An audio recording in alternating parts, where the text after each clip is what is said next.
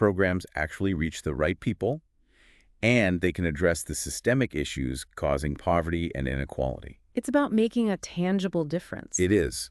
And to illustrate this, the source gives us some examples, like a civil servant understanding the challenges a pregnant woman faces and giving her a leave without a fuss, or patiently listening to the problems of an elderly person.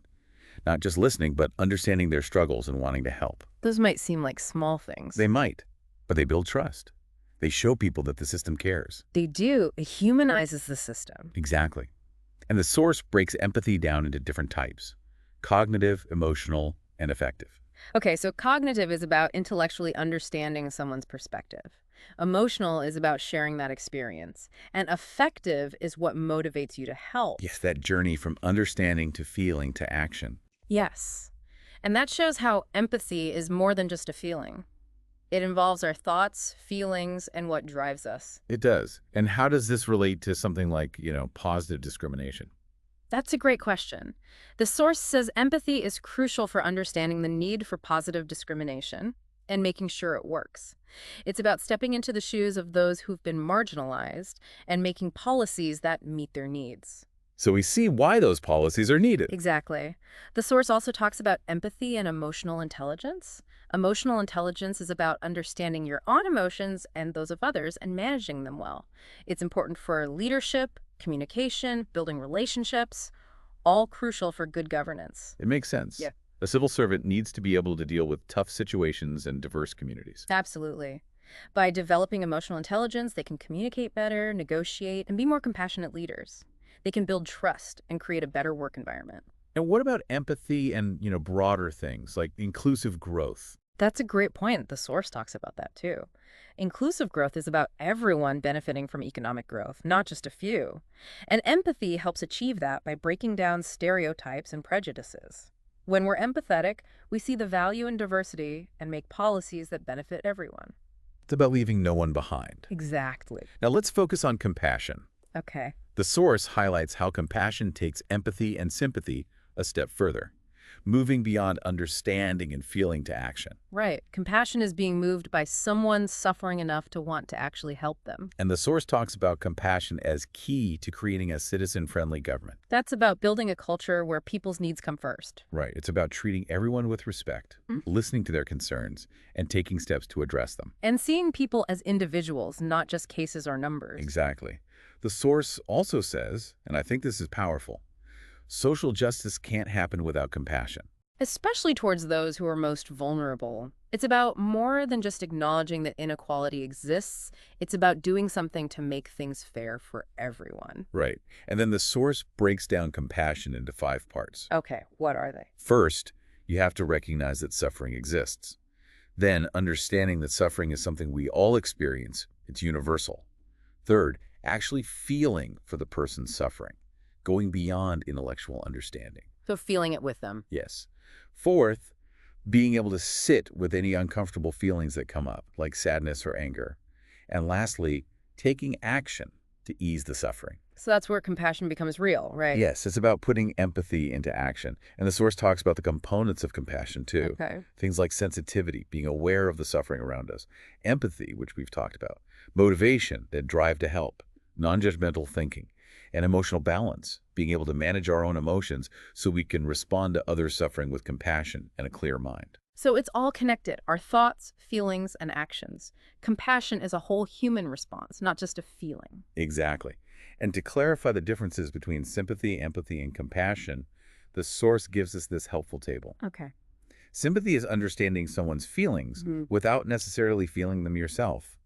Empathy is understanding by actually feeling them yourself. And compassion is responding to suffering with love and a desire to help. It's like climbing a ladder, starting with understanding, then feeling, then action. That's a good analogy. It is. And the source uses an example, someone in an accident. Sympathy is, I'm so sorry that happened. Empathy is, I can only imagine your pain. And compassion is, let me help, let me call an ambulance. So it takes us beyond words to action. Yes. And bringing this back to the Indian civil services, the source emphasizes how important empathy and compassion are for working with the weaker sections of society. Given the deep inequalities in India, civil servants need a real understanding of those challenges. It's about knowing the history, the systemic. It's about knowing the history, the systemic barriers, and the everyday struggles. Exactly. And the source brings up S. Arson Karen, Oh, yeah. a civil servant who really dedicated his career to serving those weaker sections of society. He never compromised his ethics. A true example of empathy and compassion in action. It's inspiring to see how individuals can have such a big impact. And finally, we come to tolerance. The source defines it as recognizing and respecting others' beliefs and practices, even when they're different from our own. Tolerance is really the foundation of a diverse society where everyone can live together peacefully. It's about celebrating those differences. The source makes a point that intolerance can be unlearned, but true tolerance comes from mutual respect. It's creating a society where people from different backgrounds with their own beliefs and traditions can live together. It is. It's recognizing that everyone has worth and dignity no matter their beliefs, culture, or background. And the source talks about Aristotle's idea of the golden mean to help us understand tolerance. Ah, yes. Aristotle believed virtue was about balance. So for tolerance, it's finding that middle ground between rejecting everything and accepting everything blindly. It's about acknowledging and respecting differences without giving up your own values. It's about having those conversations, understanding each other, and realizing we can learn from each other even when we don't agree. Exactly. It's creating a culture of open minds and respect, where you can share different ideas and debate them without resorting to hate or violence. And the source gives simple examples of tolerance, like respecting someone's dietary choices, even if they're different from yours, or being respectful of religious beliefs you might not be familiar with. It's recognizing that there are many ways to live a good life, and we should respect those differences, even if we don't fully understand them. Now, what does all this have to do with the Indian civil services? The source argues that tolerance is absolutely necessary within the civil service. It's about fostering those open conversations, treating all citizens fairly, and upholding the principles of equality and justice from our Constitution. A tolerant civil service should mirror India's incredible diversity. It's about creating a system where people from all backgrounds feel represented. The source also points out how tolerance is part of secularism, one of our core constitutional values. Secularism is about ensuring the state doesn't favor any one religion, and that all citizens have the freedom to practice their beliefs without fear of discrimination. And the source says tolerance isn't just a nice thing to have for a civil servant, it's a constitutional obligation. It is. Civil servants take an oath to uphold the Constitution and treat everyone equally. Tolerance is a fundamental part of that. Right. And the source connects tolerance to those other values we talked about: impartiality, objectivity, and nonpartisanship. It makes sense. If you're not tolerant of different views, you can't be truly impartial. Your biases will always come through. Exactly. Tolerance helps ensure fair decisions and equal treatment. It does. The source even talks about tolerance in addressing global issues, like the refugee crisis. It's recognizing our shared humanity and showing compassion to those in need, no matter where they come from. And in the end, the source says tolerance creates mutual respect and allows people to coexist peacefully. It's about making diversity a strength, not a weakness, and building a better future for everyone. It is. Tolerance isn't just about avoiding conflict. It's about understanding each other, respecting each other, and recognizing we all share this planet. We have to find ways to live together peacefully. Now let's move to conflict of interest. The source defines it as a situation where a public official's private interests clash with their duty. It's that tension between personal gain and what's good for the public. Exactly. And when personal interests win, it can create ethical problems and make people lose trust. It can. The source gives some stark examples of how this can happen, like the 2G spectrum scam in India. Right. That showed how conflicts of interest can fuel large-scale corruption. It really damaged public trust. It did. The source uses the OECD's classification to break conflict of interest down into 3 types. There's actual conflict, where there's a direct clash between someone's duties and their private interests. Apparent conflict is when it looks like there's a conflict, even if there might not be. And potential conflict is when someone have interests that could cause a conflict in the future. So it's like a range, from a clear problem to something that needs to be managed carefully. Yes. And the source points out some common situations where these conflicts happen. Things like bribery, awarding contracts to family or friends, or accepting expensive gifts from those trying to influence decisions. Those are classic examples. That temptation of personal gain is tough to resist. It is. So how do we handle this? How do we prevent or manage these conflicts? The source gives us a few ideas. Transparency is key, making sure decisions, financial dealings, even personal interests are open for everyone to see. It's about accountability. Exactly. Having clear rules and guidelines is also important. Strong codes of conduct and ethics need to be enforced. So the rules are important, but you also have to follow them. Yes. And holding people accountable when they don't. Consequences deter bad behavior. The source mentions a register of interests. What's that? It's where legislators and public officials have to publicly declare their financial interests, business dealings, anything that could be a conflict. It's all out in the open. So everyone can see it. Right. It stops those conflicts from being hidden or used to influence decisions unfairly. And the source even suggests having an ethics commissioner, like in the U.S., to keep an eye on these things. That's interesting. Having an independent body focused on ethics and giving advice on managing conflicts could be really helpful. It's about building a system where ethical behavior is expected, encouraged, and enforced. Exactly. And recognizing that these conflicts aren't always intentional. Sometimes they happen because people aren't aware. That's where education comes in, right? Yeah. Making sure people know how to make ethical choices. Absolutely. Give civil servants the knowledge and skills to identify and manage these conflicts, and we create a culture of integrity that benefits everyone. It does. And now we're back to nonpartisanship, which is often at the heart of debates about reforming the civil service. It is, and it's crucial for a democracy to function. When governments change, civil servants need to serve different parties, regardless of their own political views. Right. Their loyalty should be to the Constitution and to good governance, not to any one party. Exactly. And the source makes a distinction between political impartiality and public impartiality. Okay. Political impartiality is about staying neutral, not favoring one party over another. So no matter who's in charge, the civil servant remains focused on their duty. Got it. Public impartiality is a bit broader. It's about treating everyone equally and fairly, no matter their political views, background, or anything else that could be used to discriminate against them. Makes sense. And the source emphasizes that impartiality means not using public resources for personal gain or to favor any particular person or group. Right. It's about using your position and resources responsibly for the benefit of everyone. And it warns against nepotism and favoritism, which unfortunately we see a lot of. We do. And those practices hurt everyone. They go against fairness and create a system where connections are more important than talent.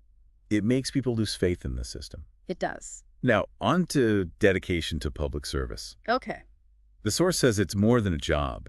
It's a calling, a vocation. It is. It's that deep commitment to others, that desire to make things better, that belief in working together. It's about finding purpose in what you do, knowing you're making a difference. And the source mentions that draft public service bill, the one that wants to define these values. Right. It lays out those values that are crucial for ethical conduct and effective service. Things like allegiance to the Constitution, commitment to good governance, objectivity, accountability, transparency, ethical standards, and a merit-based system. It's about making sure those values aren't just words, but are lived every day. It is. And the source connects this to Kant's duty for the sake of duty. Yeah. Doing the right thing because it's right, not for recognition or reward. So civil servants are driven by that obligation to serve the people. Exactly. They find satisfaction in knowing they're making the world better, not because they want something in return, but because it's the right thing to do. And the source acknowledges the huge challenges they face in areas like policing, education, healthcare, transportation, and more. Those are all complex areas with a direct impact on people's lives. They are, and the source says that it's this dedication that we need to overcome those challenges. Civil servants need that drive, that purpose. And it highlights people like S.R. Sankran, who worked for the weaker sections of society, upheld ethical standards, and never compromised his integrity. Inspiring examples. They are, showing that one person can make a difference. It's about standing up for what you believe in, refusing to accept the way things are, and working hard to create a better world. It is. Now, let's talk about empathy and compassion. Often seen as soft skills, but absolutely crucial in public service. Especially in a diverse country like India with so much inequality, they're essential for a truly just and equitable system. You're right. It's recognizing that everyone deserves dignity and respect, and that those in power have a duty to serve those most in need. The source defines empathy and compassion and explains how they're different from apathy and sympathy. Okay, so apathy is a lack of interest, basically not caring. Sympathy is feeling bad for someone, Empathy, though, is about understanding and sharing their feelings, really getting where they're coming from. It's like feeling their pain. Yes, exactly. And then compassion takes that empathy and makes you act. So you understand, then you feel, then you act. Yes, The source talks about how important empathy is for understanding different perspectives and making rational choices. right. Empathy is about recognizing that connection we all share, no matter our differences. And the source is clear. Compassion is what makes you act on that empathy. It's about making the world more just and compassionate. It is. And the source goes into detail about why empathy and compassion are especially important for civil servants in India. Given all the complexities of Indian society, yeah, it makes sense. It does. So it's not just about understanding the policies, but understanding the people. Absolutely. You have to understand people's experiences if you want to create a truly equitable society. And the source points out the impact a civil servant with empathy can have. They can make sure programs actually reach the people who need them and address the systemic issues causing poverty and inequality. It's about making a real difference. Yes, it is. And the source gives some good examples. A civil servant who understands the challenges of a pregnant woman and gives her leave without hesitation. Or someone who truly listens to the problems of an elderly person, really understands what they're going through. Those things seem small, but they matter. They do. They show people that someone cares. It makes the system feel human. Exactly. Okay. And the source also breaks down empathy into different types: Mm. cognitive, emotional, and affective. Okay. So cognitive is understanding someone's perspective. Emotional is actually sharing that experience. And affective is what motivates you to help. It's like steps. You understand, you feel, you act. Yes. It shows that empathy isn't just one feeling. It's more complex than that. And how does all this connect to things like positive discrimination? That's an important question. The source says empathy is crucial for understanding why positive discrimination is necessary and making sure it works well. So it helps us understand why those policies are important. Exactly. The source also talks about empathy and emotional intelligence. How does that fit in? Emotional intelligence is being able to understand your own emotions and other people's emotions, and it's being able to manage those emotions well. It's key for good leadership, communication, and relationships, all of which are crucial in good governance. It's true. A civil servant needs to handle tough situations and work with diverse groups of people. They do. Developing emotional intelligence makes them better communicators, negotiators, and leaders. They can build trust and create a more positive environment. And how does empathy relate to bigger issues, Yeah. like inclusive growth? The source talks about that connection too. Inclusive growth is about making sure everyone benefits from economic growth. And empathy helps us break down stereotypes and prejudices. It helps us see the value in diversity and create policies that are inclusive. So everyone benefits. Exactly. Now, let's shift to compassion. The source emphasizes how compassion takes empathy and sympathy even further. It goes from understanding and feeling to taking action. Right. Compassion is about being so moved by someone's suffering that you actually want to do something about it. It is. And the source talks about compassion as a key part of making a government that really works for its citizens. It's about building a culture that focuses on people's needs Exactly. It's about treating people with respect, listening to their problems, and taking action. and seeing people as individuals, not just cases. You're right. And the source says that social justice can't be achieved without compassion, especially towards those who are most vulnerable. It's not enough to just see the inequality. We have to do something to fix it. Right. And the source breaks down compassion into 5 parts. First, we have to recognize suffering. Then, understand that suffering is a universal experience. We all go through it. Third, actually feel for the person who is suffering. It's more than just understanding it. Right. Fourth, learn to deal with those uncomfortable feelings that come up, the sadness or anger. And finally, the most important part, actually doing something to ease the suffering. That's where it becomes real. It is. The source also talks about what makes up compassion. Being sensitive and aware of suffering, having empathy, being motivated to help, thinking without judgment, and having emotional balance. So it's about how we think, how we feel, and what we do. It's all connected. Exactly. And the source gives us a table to really understand the differences between sympathy, empathy, and compassion. Okay, I like tables. Me too. So sympathy is about understanding someone's feelings. Empathy is about understanding those feelings by experiencing them yourself. And compassion is about doing something to help. It's like climbing steps, going from understanding to feeling to action. Good analogy. And does the source give an example? It does. Yeah. Imagine someone's been in an accident. Sympathy is saying, I'm so sorry that happened. Empathy is saying, I can imagine how much pain you're in. And compassion is saying, Let me help you. Let me call an ambulance. So compassion takes us beyond words to action. Yes. And bringing this back to the Indian Civil Services, the source highlights how important empathy and compassion are when working with those less fortunate in society. Especially in India, where inequality is such a big problem, civil servants need to really understand those challenges. They have to be aware of the historical injustices, the systemic barriers, the struggles people face every day. And the source gives the example of S.R. Sankran, that civil servant dedicated to helping the weaker sections of society. He's a good example of what it means to have empathy and compassion. He is. And his story is inspiring for anyone who wants to join the civil services. He shows that one person can really make a difference. It's true. It's inspiring to see how individuals can change things. It is. It's true. It's inspiring to see how individuals can change things. It is. And finally, we come to tolerance. Okay. The source defines it as recognizing and respecting others' beliefs and practices, even when they're different from our own. So it's about accepting and respecting those differences. Exactly. Tolerance is the foundation of a peaceful and diverse society. It's about understanding that our differences actually make us stronger. And the source makes a really interesting point, saying that intolerance can be unlearned, but real tolerance has to come from mutual respect. That's a good point. It is. It's about creating a society where everyone from all different backgrounds and beliefs can live together peacefully. It's about seeing the value in every individual. Exactly. And the source brings in Aristotle's idea of the golden mean to help us understand this concept of tolerance a little bit better. Ah, yes, Aristotle.